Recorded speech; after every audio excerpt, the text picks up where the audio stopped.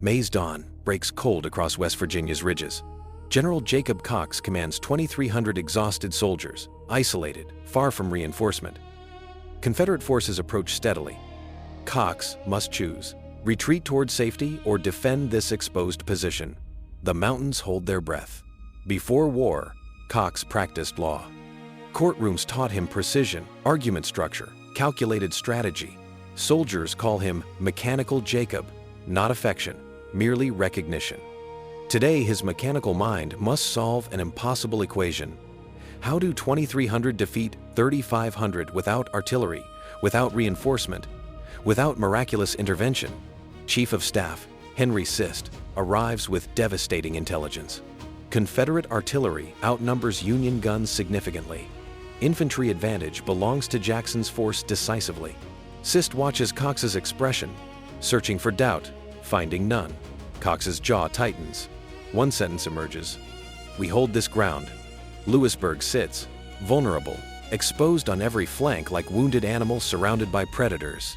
Confederate sympathizers inhabit the streets quietly. Cox doesn't trust civilians. He trusts mathematics. He positions soldiers across ridges methodically, transforming terrain into fortress, converting geography into defense mechanism. Captain Augustus Moore leads cavalry reconnaissance through morning fog. His horse senses danger, ears alert, muscles tense. Moore counts enemy campfires methodically, refusing heroics, demanding accuracy. Intelligence matters more than courage today. He returns with numbers confirming Cox's worst calculations. Reinforcements won't arrive. Only discipline saves them. Cox recalls civilian life contracts, courtrooms, rational negotiations where compromise resolves conflicts. War offers no such comfort. He must command men toward probable death, knowing some won't return, accepting this mathematics as necessary sacrifice. A young drummer boy approaches seeking reassurance Cox cannot provide. Stonewall Jackson marshals Confederate assault carefully. He believes Union mountain troops lack discipline, tactical sophistication, genuine courage. He expects chaos, disorganization, collapse under sustained pressure. He underestimates Cox's preparation, misreads Union positioning, fatally discounts analytical thinking's advantage. Confidence becomes Jackson's first mistake. Union soldiers dig frantically into rocky soil. Shovels strike limestone repeatedly. Progress measures itself in inches, not feet. These men understand probability. They know odds favor Confederates numerically. Yet digging continues. Their work becomes prayer, becomes meditation, becomes quiet rebellion against mathematical certainty.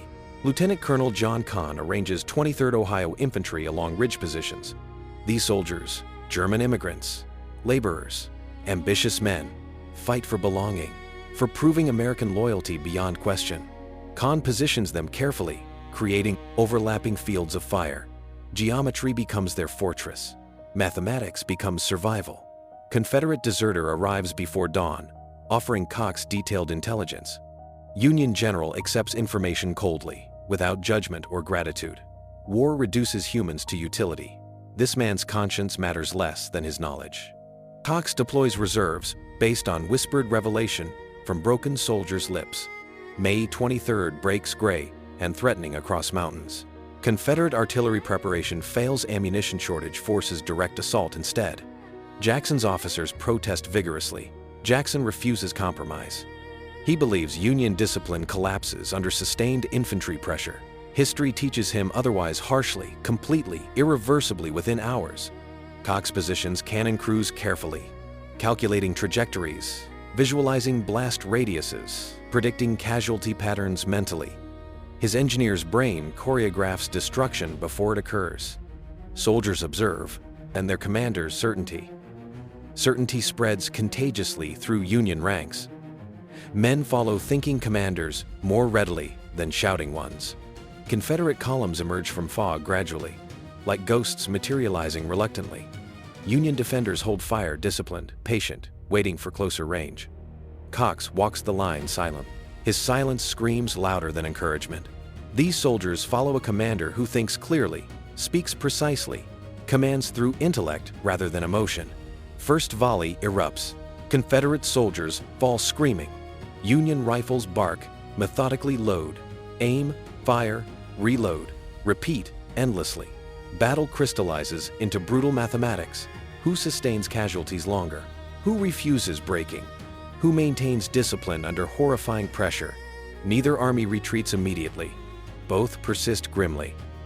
Captain Moore leads cavalry charges along Confederate flanks. His horse stumbles, nearly throws him. Moore recovers, drives deeper into chaos. His cavalry disrupts formations, creates confusion, splinters Jackson's assault waves strategically. Precision cavalry tactics multiply infantry advantage exponentially. Warfare becomes coordinated symphony, not random violence. Prussian Sergeant Wilhelm coordinates his squad's defense methodically. Prussian military training surfaces through muscle memory automatically. Load, aim, fire. Load, aim, fire. Rhythm becomes religion. His men adopt his discipline. Union discipline transforms into fortress, becomes survival mechanism, becomes invisible shield protecting flesh from Confederate bullets. Confederate artillery finally arrives limbers unburdened, cannons positioned hastily. First shots arch overhead, missing targets completely. Union artillery responds immediately, targeting not Confederate soldiers, but Confederate guns. Cox understands war's mathematics perfectly. Eliminate enemy firepower before destroying infantry. Strategy precedes slaughter always. Jackson recognizes his assault won't break Union lines quickly. Sustained combat means unsustainable casualties. His officers watch realization dawning across his face. Jackson orders another charge desperately, hoping surprise intensity shatters Union resolve completely. Union resolve holds firmly. Jackson's first plan fails decisively. Union Private Samuel discovers his best friend among captured Confederates, his own brother, enlisted weeks ago in Richmond. Their eyes meet across temporary truce lines. War divides families systematically, efficiently, without mercy. Samuel returns to his rifle position, tears streaming, shooting toward distant shapes containing his brother's regiment. Cox observes everything from hilltop position. Nothing escapes his analytical vision.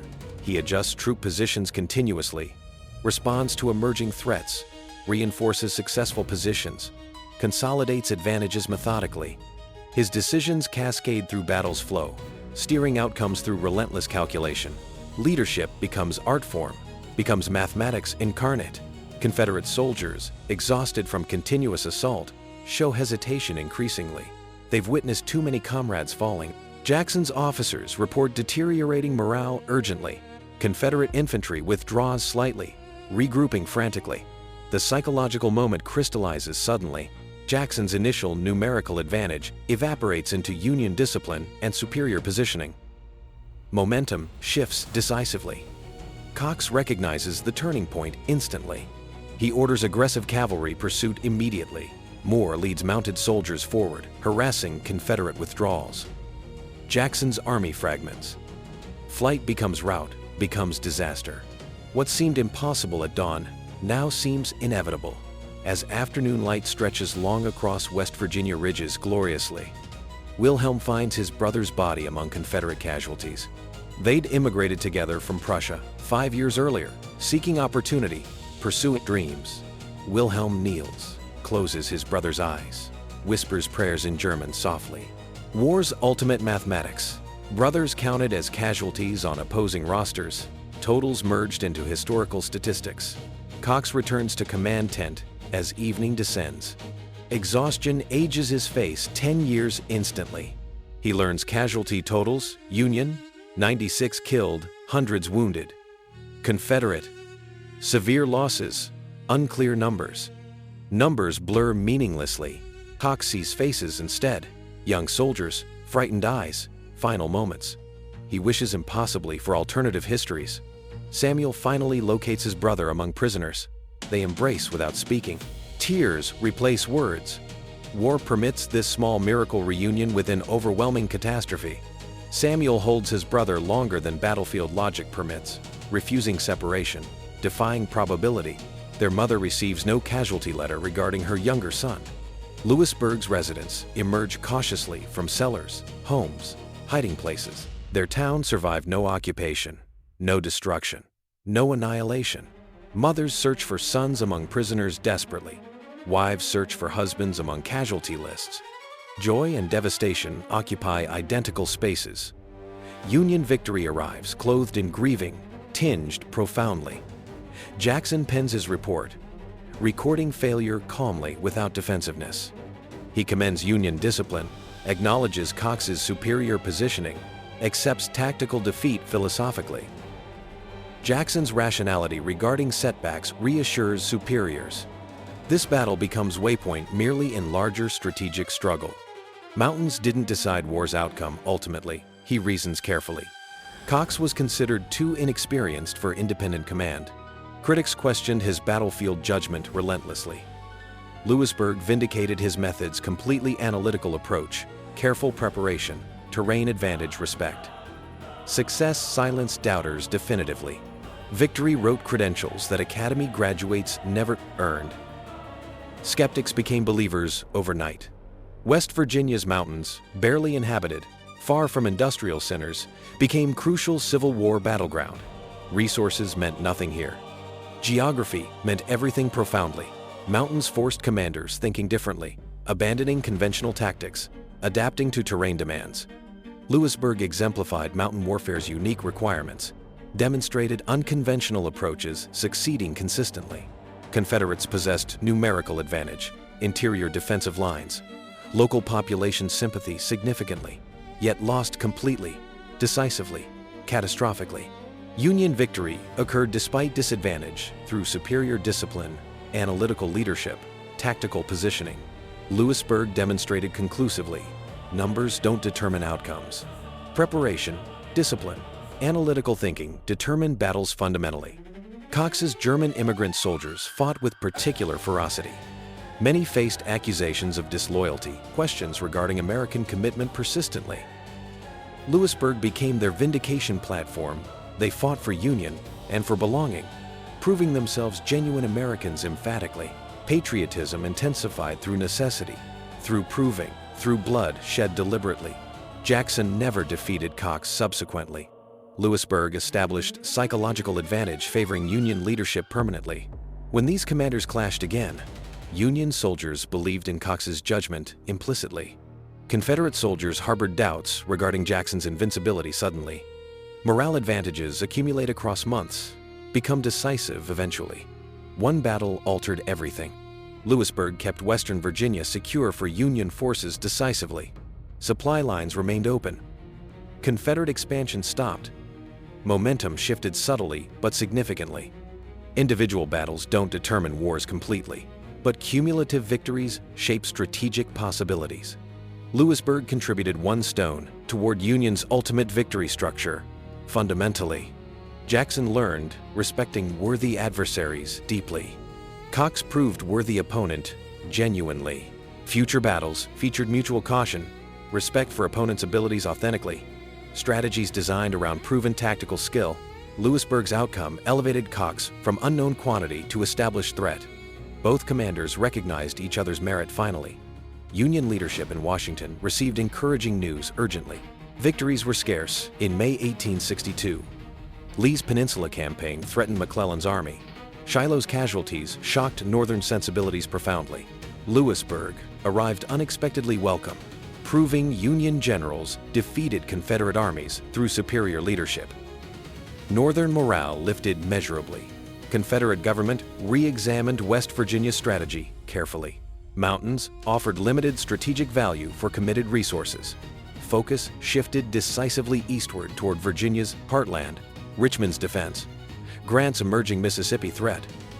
Mountains became secondary theater, which suited Union Western Command perfectly.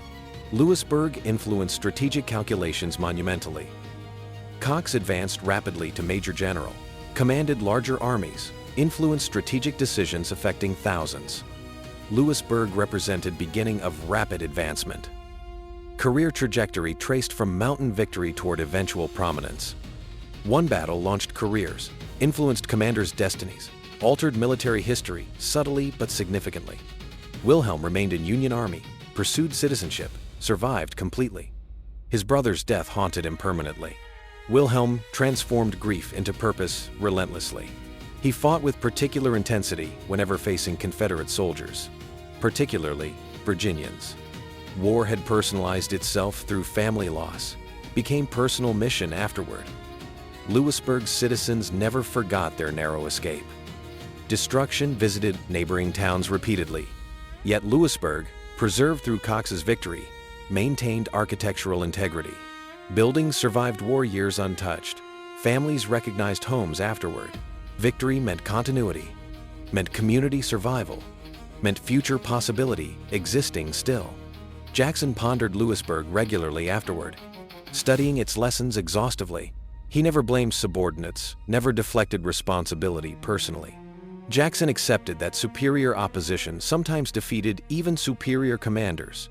Intellectual honesty characterized his approach. Lewisburg taught respect for worthy opponents, humility regarding military infallibility universally. Union retention of Western Virginia secured Maryland and Ohio borders. Confederate invasion possibilities evaporated completely. Northern industrial capacity remained protected. Lewisburg, seemingly minor mountain battle, protected northern economic heartland from southern disruption. Strategic importance transcended apparent local significance profoundly, affecting larger calculations. Telegraph reports spread Union victory across northern states rapidly. Newspapers published glowing accounts enthusiastically. Northern morale lifted temporarily significantly. Public confidence in Union leadership increased measurably. Lewisburg's victory proved Union soldiers defeated Confederate troops successfully. Psychological impact exceeded military consequences entirely. Confederate leadership analyzed their West Virginia setback carefully. They concluded Western mountains offered limited strategic value for resources. Focus shifted decidedly toward Virginia's eastern regions. This strategic reorientation meant fewer Confederate troops threatened Ohio and Pennsylvania. Lewisburg influenced grand strategic calculations profoundly. Cox's successful mountain campaign influenced Grant's later thinking significantly. Grant respected officers winning consistently through preparation and discipline. Cox represented these qualities authentically. Eventually, Grant elevated Cox to prominent commands. Lewisburg's success ultimately influenced larger wars' strategic evolution and command structure fundamentally.